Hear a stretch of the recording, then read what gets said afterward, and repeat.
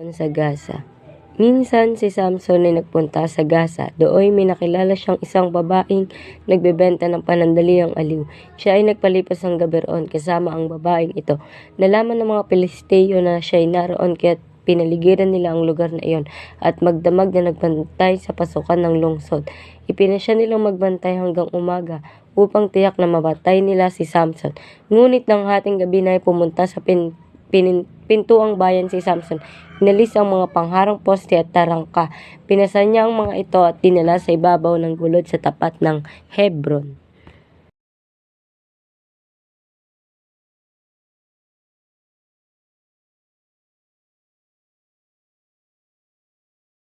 Samson at Delilah. Pagkatapos nito ay umibig naman si Samson sa isang dalagang nakatira sa libis ng Sorek.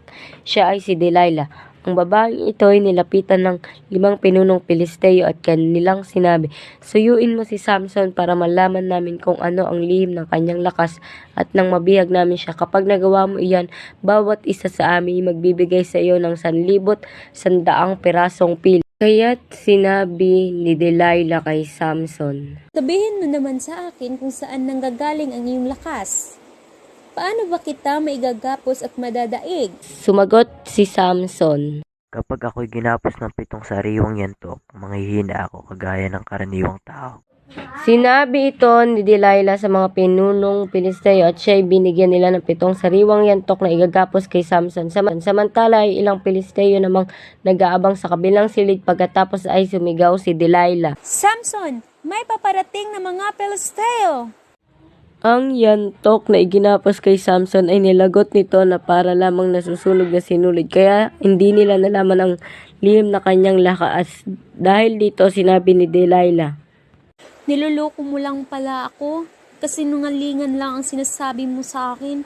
Sabihin mo naman sa akin kung paano ba talaga kita maigagapos." Kaya sinabi ni Samson, "Pag ako'y ginapos ng bagong lupid na hindi pa nagagamit, manghihina ako kagaya ng karaniwang tao." Kumuha si Delilah ng bagong lubid at ginapos si Samson. Pagkatapos ay sumigaw siya, "Samson, may paparating na mga Pilisteo!"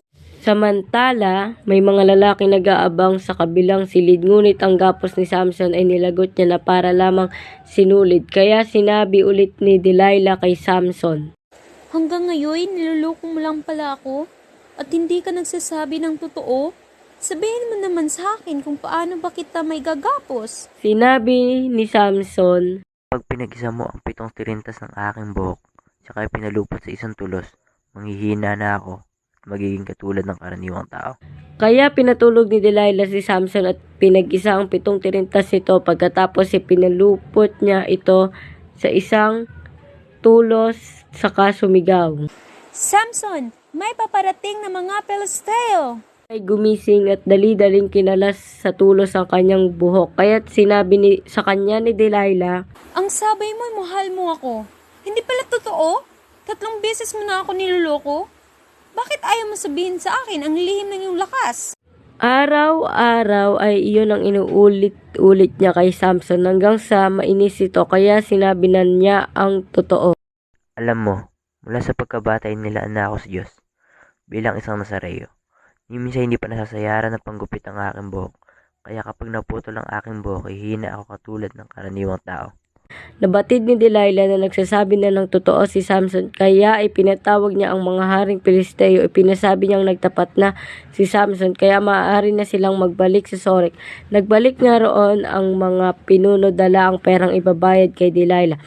Si Samson naman ay pinatulog ni Delilah sa kanyang kandungan. Nang ito'y mahimbing na, tumawag siya ng isang taong at ginupit ang 7 tirintas ng buhok ni Samson. Nang mawala na ang kanyang kakaibang lakas, ginising ni Delilah si Samson at kanyang sinabi, "Samson, may paparating na mga Filisteo!" Nagtangkang bumangon si Samson sapagkat akala niya makakawala siyang tulad ng dati. Hindi pa niya namamalayang iniwan na siya ni Yahweh. Binihag siya ng mga Pilisteo at dinukot ang kanyang mga mata. Siya'y dinala nila sa Gaza, tinalian ng tanikalang tanso at pinagtrabaho sa gilingan sa loob ng bilangguan. Samantala, unti-unting umahabang muli ang kanyang buhok. Ang kamatayan ni Samson. Minsan pagkatipo ng mga haring Pilisteo upang magdiwang at magandog sa Diyos-Diyosan nilang si Dagon. Sa kanilang pagdiriwang ay maawit sila ng pinagtagumpay tayo ng ating Diyos laban kay Samson na ating kaaway. Nang siya'y makita ng mga taong bayan, ang mga ito'y umawit din ng tayo pinagtagumpay ng ating Diyos laban sa sumira sa ating lumpain at pumatay sa marami nating kasamahan. At sa laki ng kanilang katuwaan, naisipan nilang pagkatuwaan si Samson. Nilabas nila ito sa bilanggon at pinatayo sa kapagitan ng dalawang malaking haligi. Sinabi ni Samson sa batang lalaki na umaakay sa kanya, Ihawak mo ang aking mga kamay sa mga haligi ng gusaling ito. Gusto kong sumandal doon. pakasikip dahil sa dami ng tao, babae at lalaki, lahat-lahat ay may 3,000. Naroon din ang mga haring Pilisteo, masaya nilang pinagkakatuwaan si Samson at nanalangin si Samson. Panginoong Yahweh, mabagay sa akin. Sinasamo kong minsan paniyo akong palakasin upang sa pagkakataong ito'y makaganti ako sa mga Pilisteo sa pagdukot nila sa aking mga mata. Itinukod niya ang kanyang mga kamay sa dalawang bahagi, haligi sa gitna ng gusali, at malakas na sinabi, Mamamatay ako, ngunit sama-sama tayong mamamatay. Ibinuhos niya ang kanyang lakas at itinulak ang mga haligi. Gumuho ito at nabagsakan ng mga pinuno at lahat ng Pilisteyong naroon. Kaya ang napatay ni Samson sa oras ng kanyang kamatayan ay mas marami pa kaysa noong siya'y nabubuhay. Kinuha ng kanyang mga kapatid at mga kamag-anak ang bangkay ni Samson at inilibing sa puntod ng ama niyang si Manoah sa pagitan ng Sora at Estaol. 20 taon siyang naging hukom at pinuno ng Israel.